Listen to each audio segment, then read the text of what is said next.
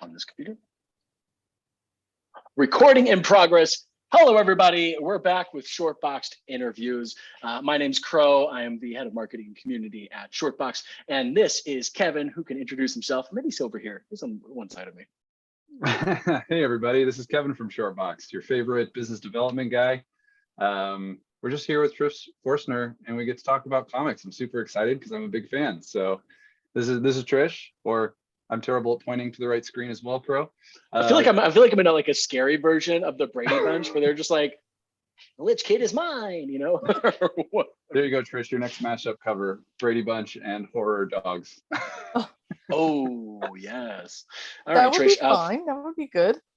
For those in our audience who have not yet learned who you are, they're maybe new to your work. Why don't you tell us a little bit about who you are?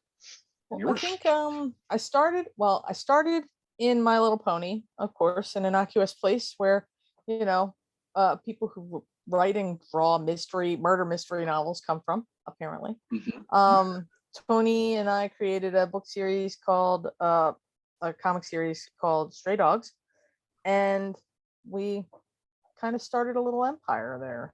From there, we're best known for our horror homages, our horror movie poster homages. The first one being Silence of the Lambs.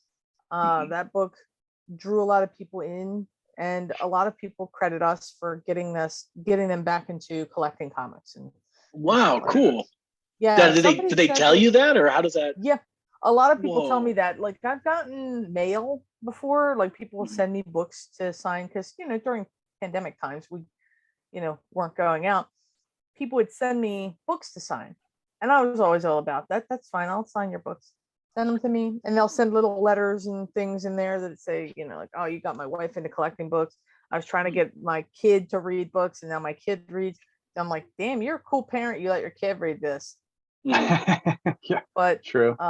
It's not that, like, if you haven't read Stray Dogs, to the average person, there's some crazy stuff going on in there, but it's not anything horrifying and graphic, like nothing on screen. We do it like a classic animated movie.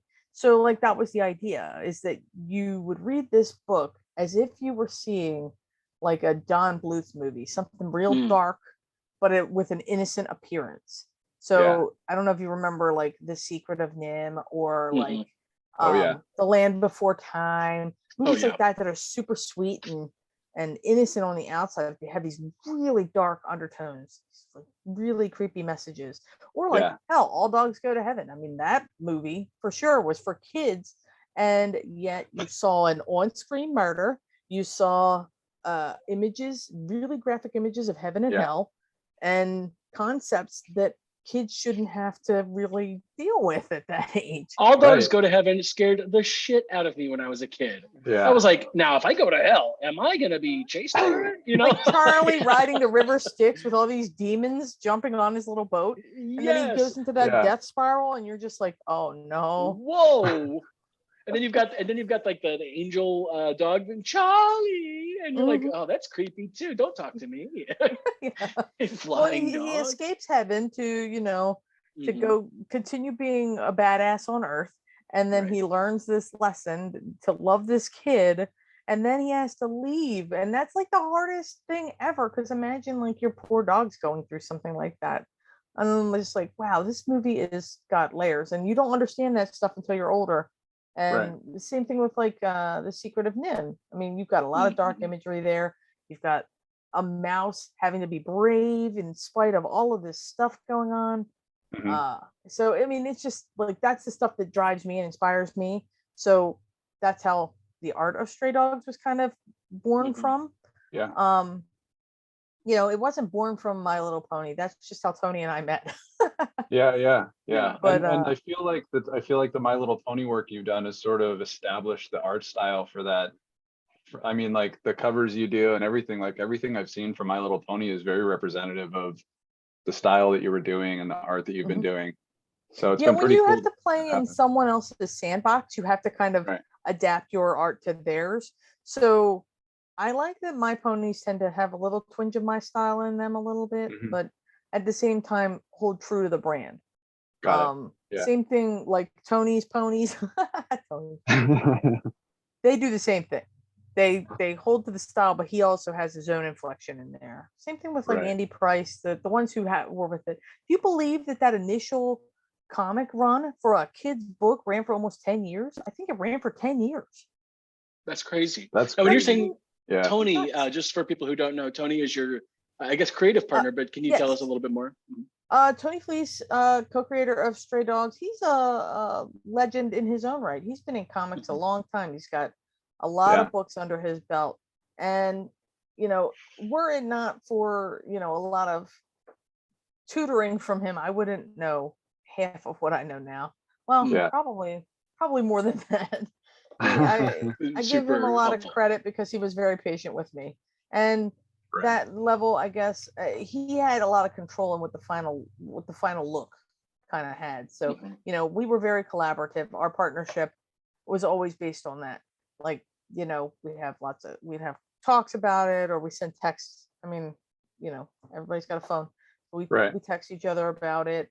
If we have like a sudden idea and we're like, oh, check this out, Yeah. We do that all the time. So, and then Tony's found kind of a cool niche with the variants, at least when I was looking through some exclusives and things like that. A lot of like the Goosebumps style homages and things like that. Those have been pretty that was fantastic. my idea. I think you did. That's Trish's idea. You did some of those with him, and then he's done some on his own, right? They got him for, I think, a Department of Truth or an Ice Cream Man. One of them. I think both. I think both. Yeah. On Goosebumps homage for Bird City. And Bird City Comics did that. Hang on a second. I'll show you the one that I have like right next to me. But it was a Baltimore Comic Con exclusive. The first one. Oh, that is it's one of my favorites. Yes, because it's Welcome to Dead House was the Goosebump, right? Yeah. It's the first one. Look, there's the tiny dog in the door, and there's the master being a creeper. Being a creep. And this book glowed in the dark. That's what made it special. That's so cool. That's awesome. Yeah. It was the only one to do so. Oh, sorry, Tristan, interrupt. No, you're good. It was the only one of them to glow in the dark. That's what I was trying to say. Oh, that's awesome. How they do that? There's got to have some kind of material. But because you brought it up, one thing that we're announcing with this interview, and the interview is part of a content series that will lead up to this thing that we're doing with Bird City. So Shortboxed is doing our first variant cover ever, and Trish is going to design it. And we're working with Bird City Comics, so we're so pumped. I mean, we wanted to choose a partner who was known for their attention to detail, their interesting ideas, and of course the sort of quality of their work and their partnership. So we got Trish, obviously awesome. We got Bird City, so we're going to be launching Hinata, right? Hinata 1. Am I saying that right? Hitomi. Oh, got the wrong name. Hitomi 1. Hitomi 1. Image Comics. Image Comics at Baltimore, and the cover homage is awesome. I am a child of the late 80s, early 90s. One of the first things I had in my house that I looked at every day was a TV connected to a Nintendo Entertainment System, and one of the games I played every day was Kung Fu. And so this Hitomi cover is a Kung Fu homage, which I'm so pumped about. Oh, it's really good. I mean, what I like about these 8-bit covers is that they can be so simple. Like they can be as complicated as you want to make them. The original artwork for that piece is literally 100 pixels by 100 pixels. Incredible. It's tiny. I paint each pixel individually. Wow. Yeah. So the detail on it is just, you can get down micro level, and then I upscale and build the rest of it outside of that. And I create everything. I don't use templates or anything like that. So, I use the original as a reference, obviously. That's what most good homages will do. You want to stick to things that work for that theme. So, you don't want to see, I guess, Kung Fu with something that isn't like, I guess, karate or, Right. Asian inspired or whatever. Martial arts related. Martial arts related, that sort of thing. You don't want to kind of pull away too much. Sure. So like, I'll give you an example. We did a dark ride homage for Okay. Super Mario Kart or Mario Kart 64, and dark ride Mario Kart, it fit. It really did. And That's I don't also really, Bird City, right? That's a Bird yes, City one. Yeah. yes. I work with Anthony and Laura a lot. They were my first contact in comics after we kind of hit. Yeah. They were the first ones to reach out to me to talk, just to do interviews and stuff. And they asked me if I wanted to do Stray Dogs with them, and our Stray Dogs #1 or #5 second print, I think. No, first print. #5 first print. It homage was the first. That's I right. saw that one. It's Oh so my gosh. good. I wish, again, sorry everybody at home, I wish we had the capacity, or we had thought about how to implement the capacity to have images on the screen while these things were going on. But we're doing this little ramshackle. However, we will have a blog post with some of these answers here and all of the art. So keep your eye out on shortbox.com/blog, or you can see the blog on the app. So Trish, you just said that this has been fairly recent, right? Because Stray Dogs is new. So your start in comics came fairly late, wouldn't you say? Well, I would think so. If I hadn't been in My Little Pony for so long, like I've been in My Little Pony since I guess I say like 2012, like was my first covers ish. So I was doing like one cover here, one cover there. And then as I was starting to work on Stray Dogs, which took us 3 years to do the first, few issues, and then the last one was created. The last issue was created. Half of it was me laying on my back because I had a big surgery. Yeah, Ooh. it was the worst, but also like a good story. But yeah, so my interior journey, yes, has been relatively short, compressed. But I've been doing cover art for years, but mostly for My Little Pony. And then after Stray Dogs hit, that's when the other stuff started coming in. I did Stray Dogs covers. I mean, between Tony and I think we got like 50 or 60 of those things under our belts. I know, it's just so many, and it's so cool because you typically in reprints, like second, third, fourth printing of something, you start to see either they get a little lazy with covers or the quality declines quite a bit, but not the case with Stray Dogs. Even into the anthology series that came after the Dog Days, those covers just continued to be highly sought. Everyone knew it. Everyone was looking for them. When I was working in the shop I was managing, I mean, we get people coming in all the time looking for your exclusives, and we had to tell them like, oh, we don't carry those here. You got to go online and track it down. But people were rabid. They wanted more of it, and there was a whole fandom born out of it. It was so crazy. Yeah, it's incredible. Yeah. And those people are still a lot of our very close friends. They still follow and support everything that we do. The Stray Dogs, they've supported Garrett Gunn's recent works, Good Boy, stuff like that. And then they follow us, on any of the other paths that we've, kind of started going down. Tony's got some new stuff coming out, I think, later this year. Crosshairs, and I forget the name of the superhero one. He's gonna kill me. It's okay. Think about it.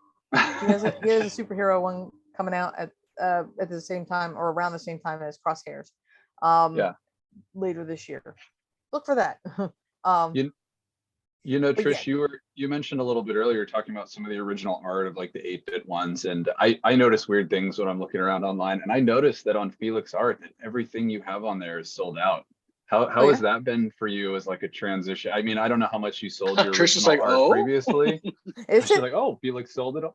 But I mean, where's my money? I was scrolling through them all, and it was just like sold. And I have a feeling those people grabbed those covers basically as soon as they got dropped on Felix or very shortly thereafter, because nothing was available. Yeah, the first run we did, because you mentioned that the subsequent reprints were all like different covers, which they were good. I loved doing those subsequent prints, even though it was more work for us to do different ones. It was very important that we didn't use recycled work. Absolutely. Like that we didn't just like take the cover A and just change the color or Right. whatever. Because Sketch cover or change the, the color of the logo or something like that. Yeah. It was very important to me that we didn't do that stuff because I like art everywhere. I'm a queen of that, and art everywhere all the time. Right. But when we gave him that first round, those sold out instantly. As far as Right. I know, he still had some of the other ones from the Dog Days run because we did more covers for Dog Days individually Right. than we did for the whole the whole first run.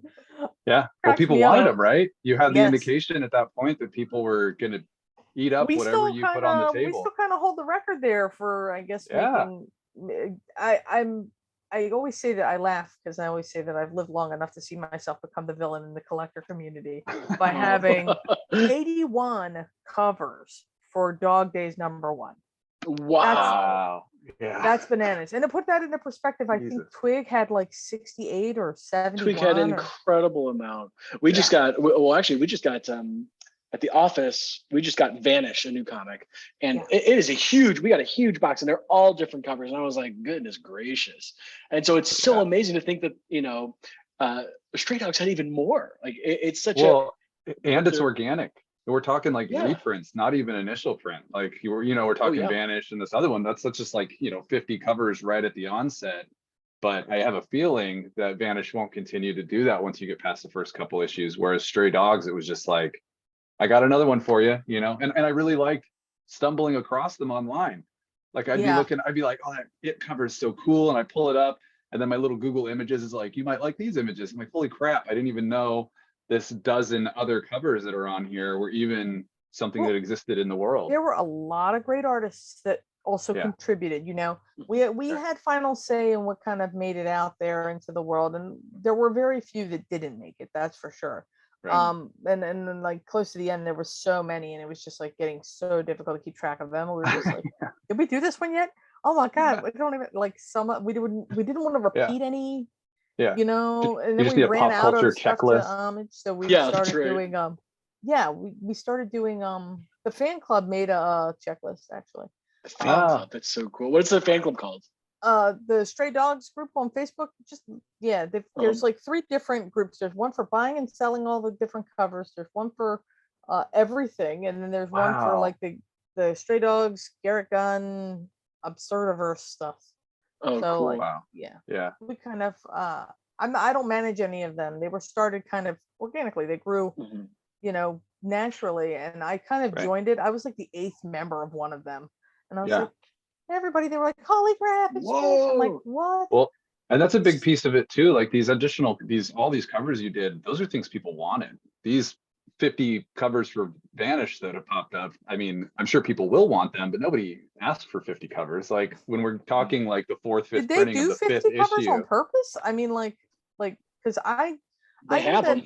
When we set out to do Stray Dogs, the first one, the first printing had an A cover, B cover, blank, acetate, the acetate.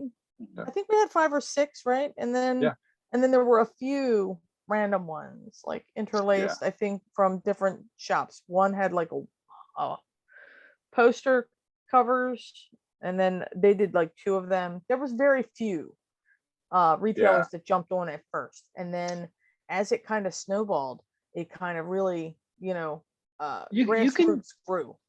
You can tell when they're going all in on a title.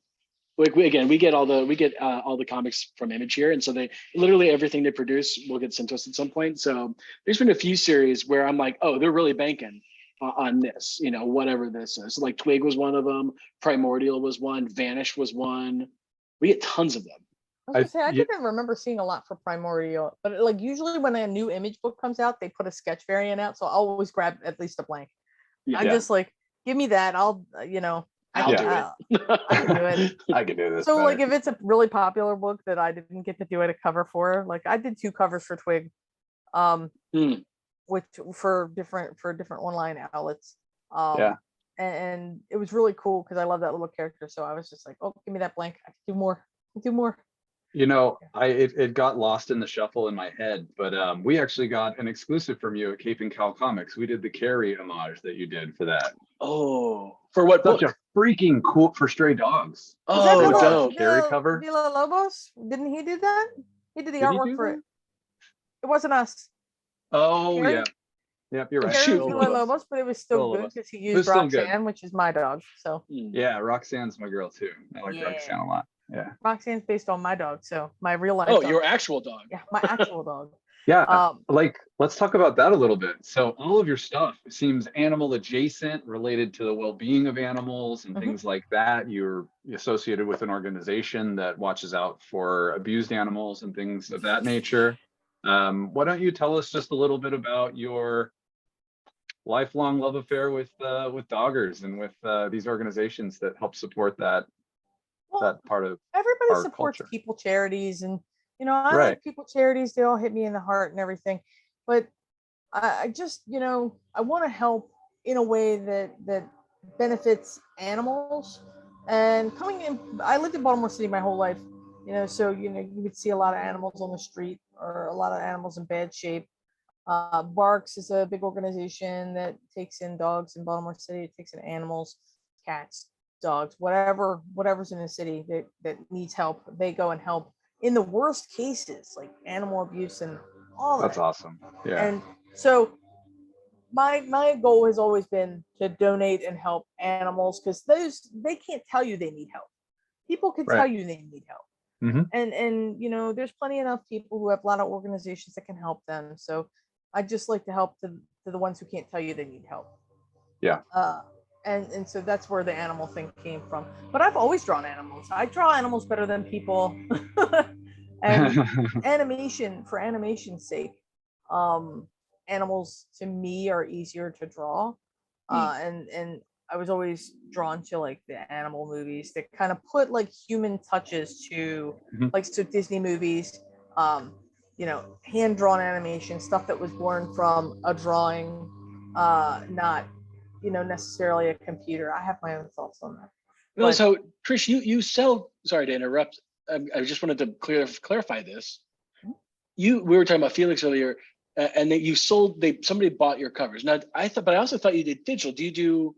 How does that actually work? Do you do like a? So it's super collaborative. What I'll do is I'll do the pencil portion of the homage, and then Tony will take it and print it on a comic board, because I have a printer too. I can do that stuff now too, but print it out on a comic board, ink it traditionally, scan it back in, and color it digital. I see. Yeah. So if we weren't time crunched, there were a bunch that we did when we weren't. We called it not time crunch, but we really were just like slamming some of these out sometimes.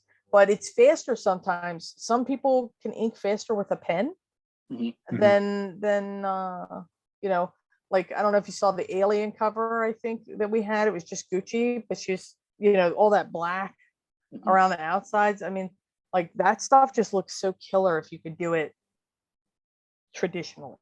Oh wow. So or The Exorcist, that one was one that we did traditionally. A lot of the covers actually got inked physically and then scanned Look at in this. and colored I'm digitally. discovering new Stray Dogs covers I didn't know existed. I just looked up the Alien one and it's so good. That one's a good one. There were a lot Yeah. of great ones for dog days. Like Carnivore Yeah. Comics did a couple. They did a Vincenzo Riccardi, where it was a connecting cover between issues 1 and 2, and it was like a dog park, and it was all in Vincenzo's style, and it just hits me right in my heart, because there's a lot of little Easter eggs and stuff like in it. It looks like a painting. It's beautiful. And then Mirka Andolfo did the same thing. Oh, love Mirka. She's she's great. I laugh my butt off because there's this big dog, Imogene, in our story, and she's huge, right? So she's going down a slide at a park, and I laugh every time I see it. It's so whimsical, so funny. A lot of the best artwork was born out of these things. I like it when artists do their take on my characters. That is insane. Like, we had a Scotty Young homage. Scotty Young drew cool. Sophie in his style that was so cool. I was like, oh, this is so Well, it really speaks to just the capability that your art has had to really delineate these various characters. Like these are all dogs, but you created very unique personalities, and like everyone has their favorite, right? Like you've got Mhm. your girl, Scotty did the one probably that he liked a lot. Yeah. And Well, you're he rooting did for an him, and It it's only homage 5 too, but his issues. was like more know? organic. Right. His wasn't like a It homage per se specifically, Yeah. but Right. Sophie had the Pennywise face and like a balloon Oh, with like an cool. arm attached to it. And I was like, Yeah, it's so good. that's amazing. Oh, How but do yeah, you we think did a you're lot of good ones. Walking Dead, we did a couple homages for that. Right. I mean, my God, The Thing, that was my favorite off of the initial Oh, the run. Thing one is yes, that's great. I liked that one and The Exorcist. Those, I mean, I just like those movies, but Yeah, I mean, you pick a horror movie and throw a dart. I'm sure we did one. yeah, Yeah. great. Yeah. Well, and before that, there was this title called on Image called Sons of the Devil, I think, that did a bunch of like old Rosemary's Baby, like horror Like, I homages know and things that, like like, that. the horror homages and homages in general are not a new thing. Like, that's Right, how a lot of people can kind of get someone interested in their title. Yeah. And that was Right. like what we did, because we thought if somebody just saw this cute dog cover sitting on a shelf, they'd go, "This is a kid's book," and walk Yeah. away pissed. And we But didn't you see really- that Silence of the Lamb, like the Death's Head moth. I mean, that's a classic cover in my like a modern classic cover in my opinion. Or the Dracula one. Yeah. Oh, If you see perfect. that, you're gonna pick it up. You're gonna be like, "What the hell is this about? Let me just see." Yeah. And then you're like, "Holy crap!" You know. Whoa. And a lot of artists and a lot of other writers and a lot of people said that, like, that first issue is how you're supposed to do a first issue. Mhm. You know, it does succinctly in 20 pages or 25 pages, however long it was, what most stories can't do in 3 issues. Right. And Right. then of course we had that's why Dog Days exists, is because we had to move so fast. Like, the pacing was so fast. Right. Because imagine you're just reading this, it takes about an hour to get through all 5 issues, I guess, Mhm. if you're not looking at the pictures or studying them very hard. But if you read it Mhm. straight through, it kind of reads like an animated movie Yes. in your head. Yeah. And so you kind of we hit all the beats, the page turns were there, Right. you're shocked on one page or at the end of an issue, like all the issue bangs hit. Yeah. So at the end of issue 1, you're like, what the heck is going on? Oh Mhm. no, issue 2, we have to wait 30 days. So it says everybody as they were coming out. Now you Yeah. can just pick up the trade, any bookstore, anywhere. It's really hard for ongoing current titles to maintain a level of suspense and dread the way that your book did, and I think it has to do with that like immediate dichotomy and tension that's presented by the fact you have this really sort of Disney, sort of art style, but the content is not at all. Like, and Oh. to your point earlier, like it means different things to different people. You don't have a lot of gory stuff. There's no like big, murder scenes or anything wild in the book. All of that tension is what us adults are thinking is going on in the background. And you did such a good job of playing with that. It kept people coming back for more. We had a The more hard you time think about keeping this those issues in master, stock. later on in the book, like, you Yeah. think you got the master figured out, and then later in the book he does something else crazy, and you're like, the hell is wrong with this Yeah, guy? man. I'm getting chills right now talking about it. Who took this guy's dog when he was a kid or whatever? Like, a lot of Yeah. people always want to know about the master. Like, what was his story? No, we just needed someone despicable. We needed Yeah. the worst of society. Like, who would you hate? You would hate Yeah. someone who was mean to a dog, right? 100%. Under the Yeah. guise of being good to the dogs, Yeah. he's also simultaneously evil. So, think of the worst person on earth, and it could be anybody. So we made him look like the most normal dude. Like, So it is. Well, he's just and some like the way you rando. played and the way you played with like the what we humans think is like the short attention span of dogs, Mhm. like that added this layer to it, like midway through the story, where it was just like, damn, like these dogs You can might have a remember leg up if they things. could remember what just happened, but like these dogs are just like, oh yeah, time for dinner, like it was so fun to read, because I'm just like, don't forget, and then one of them forgets. You're just like, This isn't gonna turn out well. So Trish, there's this like one of the great things about the art that you do is that you've got these Disney characters, right? I mean, basically this I mean, it's your own style, but like these for the layman who hasn't read any of your books, it's you got a very cute character, big eyes, very friendly looking, but in almost every scenario that I see in your art, there's always this underlying insidiousness, right? Like it's so cutesy that it's almost cloying, where does that come from? Like, how did you make that is it, there it is. Now there's the insidiousness that I was talking about. Hey, baby. She just came in here and put her head on me. What a sweet fluffy baby. Yeah, she's turning 10 on Saturday, so. Oh, congratulations. Yeah. Happy B-Day. Yeah, she's like, I'm just gonna hang out in here then. That's fine. But yeah, well, I mean, as a child of the 80s, and all of that stuff, we were surrounded by campy old horror movies and tropes, and I was traumatized as a kid because I was forced to watch Nightmare on Elm Street at a very young age, unprepared. Yeah. And trauma. To that day, I was traumatized. I could not. Like, I have a twin sister, a younger sister, and an older sister. They're all enthralled. They're watching this. They're not phased at all. You see that kid get sucked into that bed in that, tower of blood, and you're just, I'm like, well, I hate this. This is not. So that kid is Johnny Depp, by the way, in case you haven't seen it. In case you haven't seen it, audience, that's Johnny Depp's poor Johnny Depp. He died so young.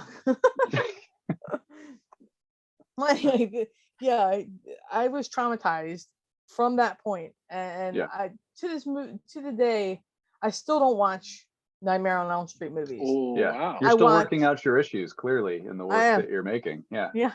So I know your Freddy's, your Jasons, and all that stuff. I know your big time horror guys. I know them, and I even know some random ones I've learned throughout this whole ordeal. It's a big world, for horror, and horror has so many different levels too. I prefer psychological horror. That's what I call our book. It's trippy because the more you think of it, the more layers you pull apart, especially on the master. Like, you think you got him figured out, and then he does this thing where you see the shed, and you're like, what the hell's he doing in there? And then you see what he does in there, and you're like, fuck. I thought I had this dude figured out. Now it's on a whole nother level, and the more you think about what's messed him up, the more messed up it becomes. Very cerebral horror. I'm trying to think of the name of the movie, but one that was like a suspense movie where Kevin Bacon was a guy who was, or wasn't Kevin Bacon? Damn it, it's Eddie. I'm trying to think. Was it a TV show or a movie? No, it was Kevin Bacon because he stabbed a guy in the neck with a spoon, and I was just like, Stir of Echoes? I'm trying to remember the name of it. Anyway, he's in prison because he's mentally incapacitated, and he's trying to defend himself, and he stabs a guy in the neck with a spoon. That scene sticks out in my brain all the time. But at the end, it's like a whole big twist. Like, there's like a whole big twist at the end. And that movie, I saw in a theater with my twin sister, and I was like, you know what? That's the kind of movie I enjoy. Something that messes with you. Murder in the First? Does that sound familiar? That's the one. That's the one. There it is. Yeah. Or like Cape Fear. That's another one. Cape Fear. That's kind of like, that one messed me up too. Yeah. Mess with you. Like, I like the movies that mess with your brain, not like the torture porn ones. Like, I don't like those. Yeah, Hostel. Hostel or Saw. The Saw movies. My husband had to watch them by himself because I refused. I was like, nope, I'm not watching these. They're the ones that you present me with a impossible choice. I gotta cut off my leg or die. Well, I'm gonna cut off my leg and bleed to death anyway. So what's gonna happen? Yeah. You're not gonna save me, Mr. Weird Guy on a tiny bike. I cannot. I cannot. Yeah, I personally would prefer the more subtle horror that's like it sticks with you after the movie's over. Like with that, like, with oh that my god, butchery, that was totally messed up. With like the butchery, it's like, oh, movie's over. I don't have to, maybe that image is still in my head, but I'm not worried about it. But when there's something under the surface, it just like gets in my Mhm. craw and doesn't go away. So like I think that's why Stray Dogs worked so well. Yeah. So like you've got like we like to talk about it sometimes. We think like, what if this story was 11 humans in a house with no memory? Mhm. You know, would we Mm, all yeah. feel the same, or would we just be like, it's humans? Yeah, And they die. even further, you know, I feel like you also just happen to, it's like lightning in a bottle. Your stuff came out at the exact right time, because in comics we were seeing a lot more horror based storylines. We still are Again, now. not the butcher style horror, but just like the real creepy sort of vibes, stories that almost have like this Lovecraftian, you know, sense Mm, of despair and dread in the Mhm. cosmos. And it just be like we would have everyone from teenage kids to grown ass adults just getting into those and coming back week after week for that type of content. And then come Stray Dogs. And it sort of bridged the gap between a lot of different readers and a lot of different genres that didn't know what to expect as that was coming out. So well, And the it's best also like part, oh, go ahead, Trish. no, I was about to like tangent off, but the best parts of Stray Dogs came from the community. Because you know mhm. how like when a new book comes out, you've got reviewers and they'll read the book and then Yeah, they'll go on and do a YouTube show or whatever. yeah, These little shows that would read our book and go online and be like, I hate you, but keep doing this. This is the yeah, worst, but also keep doing this. yeah, Like one, her name is Laura Campbell, Married with Comics. She Married at with first Comics. was like, yeah, she's fun. Um she at first was like, I'm in. And then by issue 3, I thought we were gonna lose her because the caption was, have Stray Dogs gone too far? So if you read Nice. issue 3, how it ends is bang and black. Mm. And did we go too far? Oh, I was like, oh my god, we lost her. No. Like I thought we were gonna lose so many people. I thought we were yeah, gonna lose so many people because you have to be brave. You know, you have to make stakes. So, and in a story mhm. that's all animals, you have to eventually kill Do one. something. You don't. Yeah, You don't You want have to. to. You should have seen yeah. me after I drew that panel. I was like drinking wine, like splashing everywhere, In the But bathtub with your tablet and your crying, stylus, just crying. mascara running everywhere. Just You got a tray of Ferrero Rocher chocolates, and you're just like, okay. yeah, depressed eating. Yeah, yeah. I thought for Um, sure like that was the end of us. Like I don't know if you can see my face, but like it's still like to this day I'm like, man, people were either really messed up or we really did something good.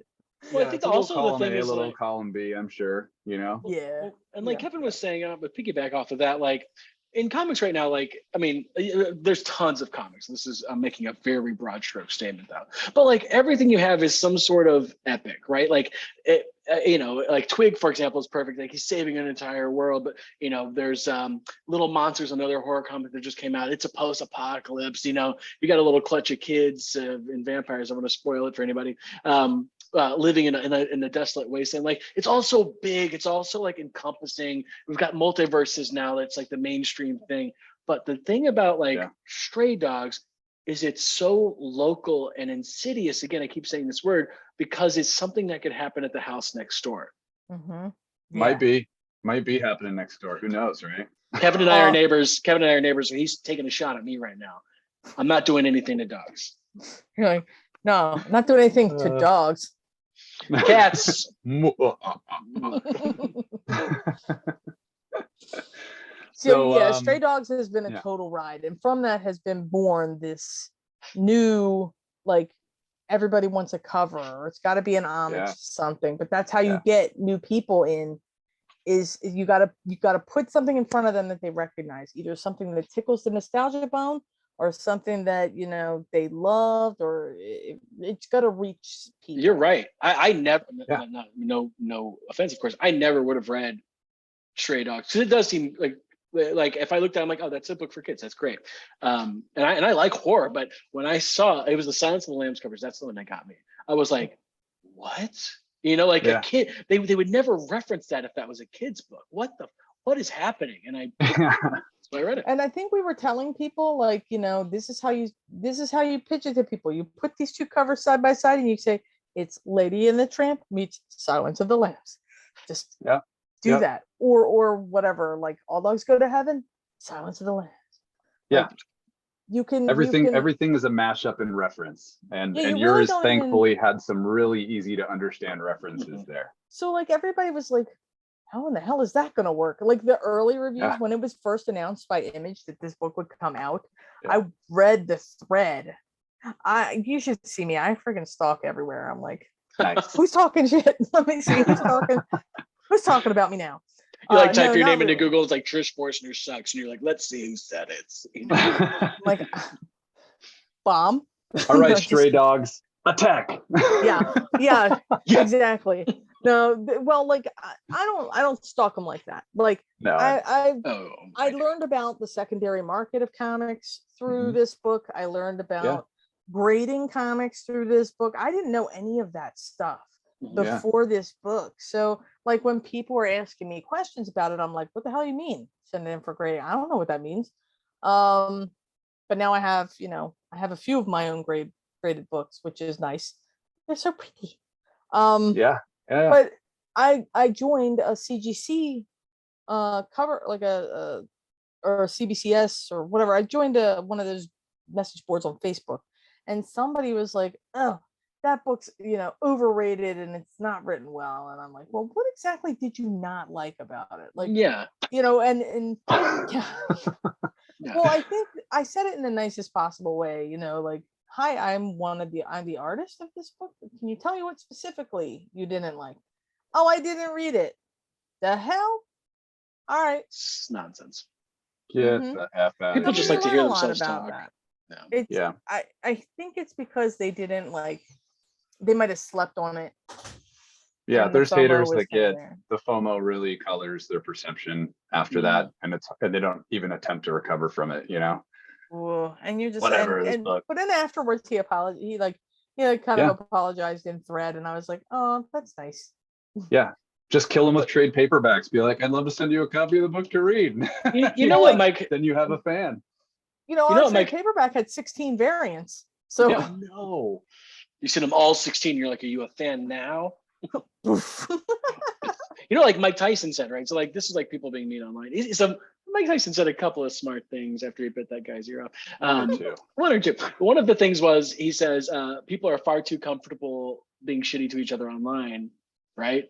Because they don't have to face the getting punched in the face. Now that's a paraphrase of what he said. But then his other quote was, people always have a plan until they get punched in the face. So Mike Tyson, of course, all of his aphorisms end with punches to the face, which checks out. But it's also true, right? Like this guy was like, I can say whatever I want about this book and nobody will question it because I'm on the internet. And then you were like, now, hey guy, what didn't you like? And he's like, fuck, I didn't read it. I'm surprised he responded. Dude, we even see that as a company because we're very active in the same sense that you are, Trish. Yes. We like to hear what people are saying about our company and our process, and in order to improve and make it even better. And often it's super funny to watch someone just like bagging on Shortboxed, and then our CEO hops in there. He's like, hey, Gene from Shortboxed here. Just wanted to ask you a couple questions. And like, it's like 2 or 3 messages get exchanged, and like, all right, cool, thanks guys. I'll check out the app. Like, it really, people just like hang on to the stuff they want to hate on. There's not a lot you can do about it other than just respond when you can. Well, I mean, like, that guy might have been literally the only person who said anything negative about the book. Yeah, and you got him. And I was just like, hey. You're like, hey, Trish here. Yeah. Hello. Yeah, it's real funny, like, and I didn't go in there like, guns blazing. It was just more like, hey, like, just, as literally the only hater I've ever seen. Like, who hates on it to an artist's face, though? I mean, like, who would do that? Like, it's like some covers may not be like your cup of tea. Like I always say, art is subjective, and so the writing is subjective. So if maybe the guy didn't like it because of the subject matter, I would have understood that completely. But then there was talk within that same thread that we advocated animal abuse and we advocated, these things. And I'm like, that's horrible. Don't say that stuff. I don't do that. Yeah. And then it even got like, we even list in our book from issue 1 the charities we support. Yeah. So like, you know, I Chesapeake area Alaska Malamute Rescue, we do that, or protection. And Tony's got English Bulldog, or English Bulldog, target dog looking dogs. Oh yeah, Spuds. Yeah. Oh yeah. Bull Terrier. That's it. English Bull Terrier. Yeah. Rescue. With the torpedo face. The big Yeah. nose. Looks like That's a giant Other Henry bullet. in our book. That's Other Henry. He's a big old target dog. Yeah. But yeah, like, you know, I like we like to give back to our community, and we've done that through the Stray Dogs Facebook group, and we've done that through like our various appearances at places like, you know, I've never been to San Diego. This book allowed me to go to San Diego Comic-Con. Right. Very cool. You know, I've never done big conventions. I usually do my local show. Baltimore Comic-Con's my local show. I'll be there again in October. We're going to see you there. I'm going to come by the booth so we can do a picture together. I won't be there, awesome, but I'm awesome. sending Kevin in my stead. Hey. Oh. Kevin's going to buy you a crow Kevin's cutout. I'm like real short, so Kevin will have to like hold it down here so you get the full effect. I'll even trim my facial hair so I'm looking a little more crow. I don't trim. This is just how it grows. You know what this is? It's called a Van Dyke, which is such a cool name. Anyways, I'll stop talking about my facial hair. Trish, we're about to wrap up here, so I want to make sure we cover what's coming up for you, and ask you just a couple more fun questions about. We always like to ask the question, you know, what comics did you read as when you were younger, or maybe you didn't? And what we have the desert island question. What 5 comics would you take with you if you could only have 5 to read for the rest of your life? And then I have a follow-up one on that. So I'll wait for your answer there, but I have a follow-up one to that. So when I was a kid, I didn't really read comics. I bought them more as like reference. And cool. At the time I was buying like Looney Tunes or Tiny Toons comics. And Alvin and the Chipmunks had comics back then. Yeah. You know, all in that like cool 80s, 90s style. Like those comics, I would all the time those. I wasn't like a big superhero fan per se back then. I can't really say that I wasn't all the way, but I just, that wasn't my interest in drawing at the time. So it was like little animal character stuff I saw on TV. So like Disney comics and what was it? That Disney Afternoon Digest? Disney Adventures. Disney Adventures magazine. I don't know what that I had is. a subscription to that for like 10 years until they stopped publishing it. Yeah. Yep. There were the little digest. It looked like a Reader's Digest. You find it at checkout at the grocery store. Grocery store at checkout, the little thing, it would have like Baloo from Tailspin, and there would be like a couple Disney characters, and then articles for teens about cool stuff. Like I was the Star Trek one. That one was fun. Yeah. Like where I was a little pervert. I had Maxim. Maxim and Wizard. FHM. Yeah, that's right. Stuff. All pervy teening. Yeah. Well, I always liked that because they would always theme the characters on on something. So like if it was Star Trek themed, then all the characters would be in like Star Trek clothes. And I'm like, you don't see Disney crossovers like this ever. So keep doing more. And so there would be basketball players and all kinds of like cool crossover stuff, sports, entertainment, video games, you name it. They were into everything. And then I haven't thought about Disney Adventures in so long, Trish. You just like unlocked a corner of my brain that has been closed forever. Core memory like, unlocked. I really should credit my comic fandom more to some of those, because those were definitely a more prominent presence in my early years, and I never think about it. That's incredible that you brought that up. Unfortunately, you unlocked FHM for me, so not a good interview for Crow. Sorry about that. It's fine. He'll be fine. I liked collecting animation books too, like growing up. So like those how to draw, like they're terrible. If you want to learn how to draw, they're not good for technique. But if you want to use them for reference, that's great. But like, you know, like I had like a how to draw like Lilo and Stitch or whatever, how to draw whatever Disney character or whatever cartoon character was popular at the time. They always had a book for it. And they're terrible for technique, but they're great for reference because what do you read for technique, Trish? Technique. I kind of picked it up by watching a lot of other people draw, honestly. Yeah. Like YouTube or something. Yeah, well, Yeah. not in the 90s, but you know, Right. they would Yeah. always have like behind the scenes of like certain movies. Like they would show like the Lion King Animation had like process. an evening special. There was like Yeah. a special before the movie came out, and then it would show like how studios made movies, Whoa. and Yeah. it would show the artists drawing and stuff like that. And I always thought that stuff was so fascinating. It's unfair that they don't do that animated stuff. cell. That stuff is insane. Yeah, Doing I that have- over and over and wild. over. I have a cell right there of my desk. Ooh, I have that's Alvin and the Chipmunks. I cool. have Nice. one way up there. I don't know if you can see it. It's Kinda. Mrs. Brisby. Oh, and I sweet. have- I don't know what that is. From them. Mrs. Brisby from The Secret of Nim. Oh, Yeah. I was The thinking main Mrs. character right before Frizzle. she grabs the stone. And then above me, but you can't see it, is a 16 field animation cell on the original background of the Chipettes underwater from the Chipmunk Adventure. Yeah. I collect a lot of Got some cool animation. stuff. I've Yeah. got an some original cool- cell up here of Maxim, the first issue. It's, it's just Up there. Just off camera here. just off camera.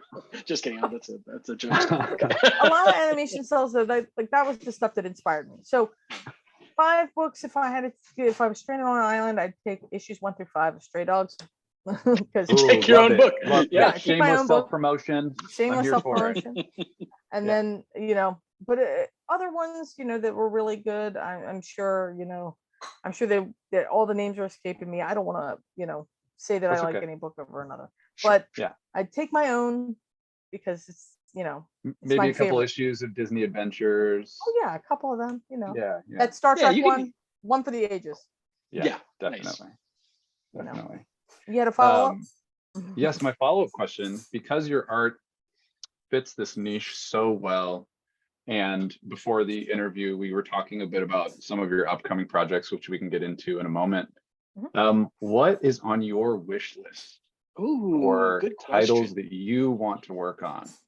Things that either you see your art fitting or things you see your art not fitting and you would like to do them in your art style. Have you seen those line of I want to say it's a Marvel series, but all the characters are cats for some reason? Why am I not drawing on that? I don't Chrissy know. Zulo has All a whole the bunch of ones are covers. Cats. Like Chrissy I Zulo is like doing a line of covers where they're all like cat like anthropomorphic cat characters, and I'm just like, I want to do these. Why am I not doing these? I would definitely kill this. The only Yeah. one that I'm reading a Marvel Jurassic book, League but- right now. Oh, it's a Marvel. Is it Marvel Meow? It that Marvel sounds, Meow? it sounds I absurd searched it. enough, but it probably isn't. But I Yeah, don't remember which book it's for. It's not Judgment Day or I whatever. think it might be. No, that's Marvel Meows from a while ago. No, well, she just did another one that had like Thor as a cat and Iron Man as a cat. And Dude, I want to see this. What's her and name? I'm like, Chrissy Zulo. Chrissy. Oh no, it is Marvel Meow.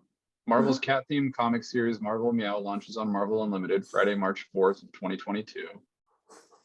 Like, why am I not drawing these cat Marvel covers? I could totally Seriously. kill that. Oh, you these know? are great. Seriously.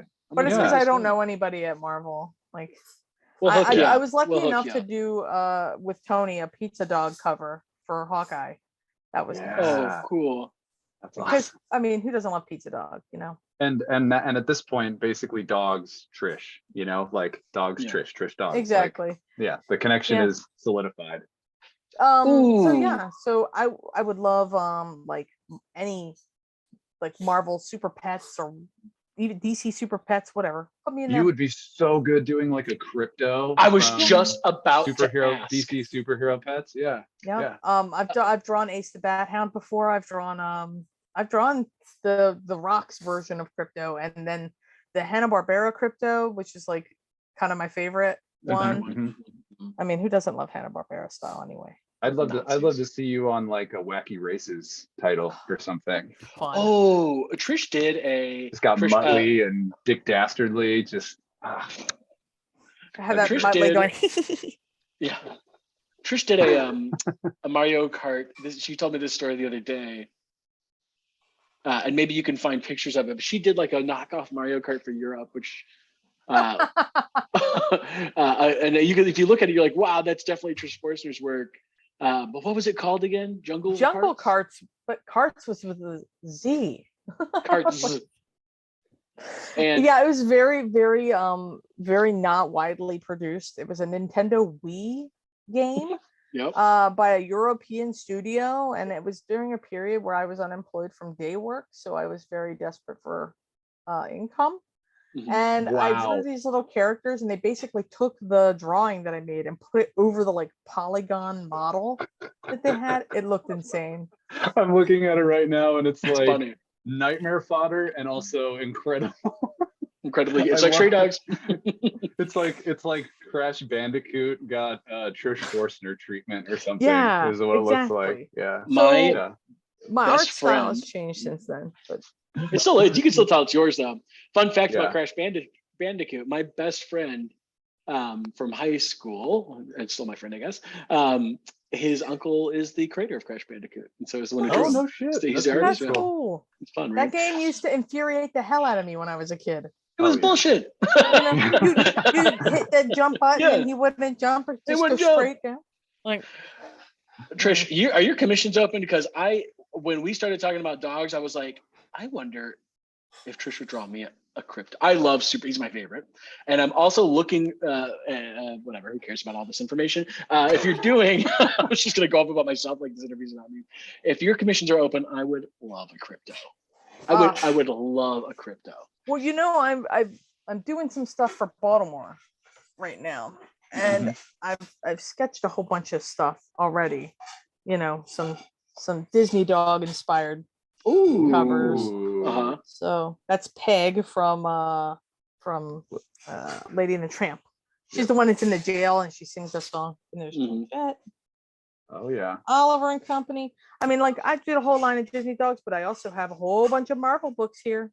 Hey yo, I've got a sketchbook. Oh, and I got this Oh, House of Slaughter. that's something. Oh, that's cool. Something to like the Holy what's the crap. main character's name?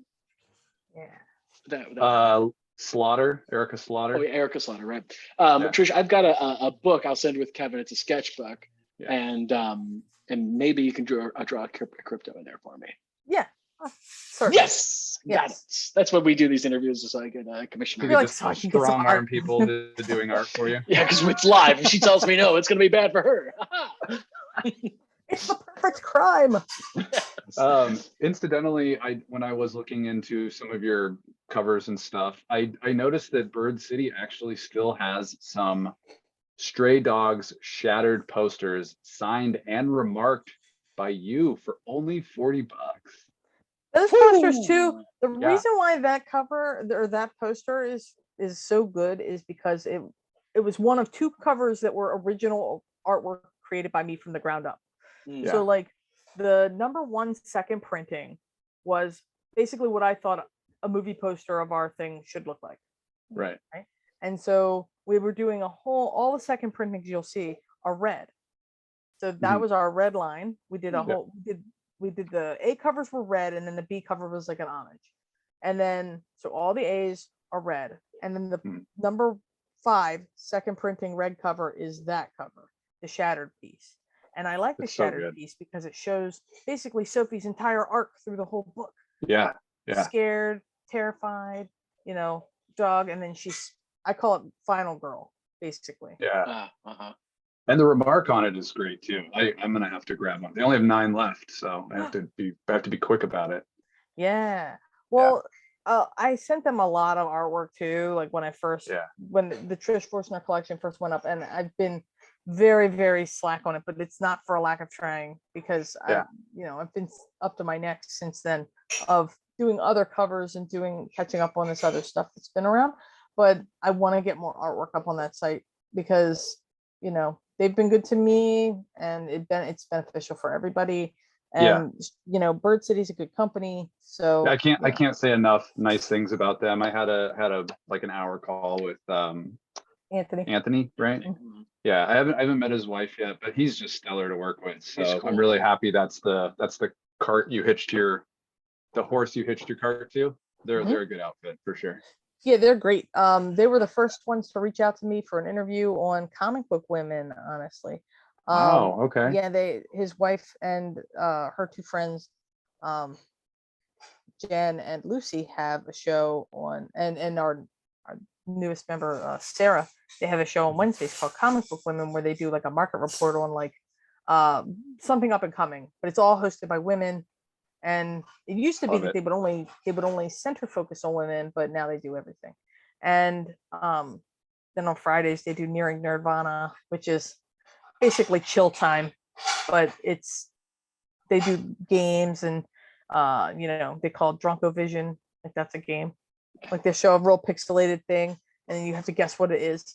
And there's usually a name to them. Like one time they did superheroes, one time they did covers, and one of them was mine, and even I couldn't guess it. It was so blurry. Like, wow, did I Gotcha. drink an entire case of booze? I can't figure out what this is. All right, so Trish, we've got a couple minutes left here. First, I want to say we've got more content with Trish coming up for everybody watching. Hopefully, we can get Trish to show us somehow her drawing process so we can see artwork in action. We'll see what that looks like, and then we're going to be in Baltimore, and let's talk about what's going to be at Baltimore. We've got a couple of, I'm going to get the name wrong again because I want to say Hitomi. We're going to got a couple of Hitomi covers that are going to be exclusive to Shortbox, and Trish is going to do remarks on them, and those remarks won't appear anywhere else. So that's going to be super cool. We'll have those available on the app after Baltimore, so we'll have those up. Trish, what's coming up next for you? Next for me, let's see. I think I've got well, appearance-wise, Baltimore Comic Con's my next appearance. Otherwise, I'm just here working. I've got, let's see, they just announced the Gargoyles book. So Tony and I are doing Gargoyles covers that feature dogs. Let's see. I just did a couple of other. Trish showed us a little bit before the interview for those that are watching. Yeah, check it out. We drew Bronx. I mean, I love Bronx. He's like one of my favorites. I mean, first of all, I love all the Gargoyles because they all had like cool New York names, except for Goliath. Like, Goliath and Demona. Those were like the only two that didn't really have, New York names. But you got Hudson, and I mean, who didn't love Hudson? He's like a big old guy. He's great. Yeah. Bronx was his dog, so like basically they were like a duo. I enjoyed that show so much. So to get to work, even on a cover, it's kind of like dream come true, bucket list checks. I only came out with one of the biggest books of 2021, but this Disney book thing, right next to my heart. Yeah. And so Dynamite's the publisher on those. Oh, cool. Let's see. Don't forget about I Am the Terror That Flaps in the Night. I don't think we've actually mentioned it during the interview. We were talking about it a little before, so. Well, that one hasn't actually been formally announced yet. So did I just we'll edit it out. We gotta blew it. Blew it. No. Well, we're not going to show anything, but soon you'll see. Yeah, that's all I'll say. I'll just say I'll say the tagline. You guys figured out. Trish didn't do anything here. It's all me. I didn't do anything. I'm leaving. Yeah. Let's see. What else did we do? Trying to think. I've got a couple more store exclusives with other shops, and I've got a bunch coming up with Anthony. So hopefully, it's just going to keep rolling. I've got a couple that just came out. Of course, I'm still on My Little Pony. Who doesn't love the Little Ponies? Yeah. They've just announced issue 8 of the 10 issue arc that they're working on currently. I'm doing all the retailer covers for those. Plus, I did issue number 4, which just came out. The interiors on that one. Yeah. Oh, nice interiors too. Yeah. So on the app, everybody, we'll have a bunch of Trish's covers, so you can shop at will and you can see some of the work that she's done.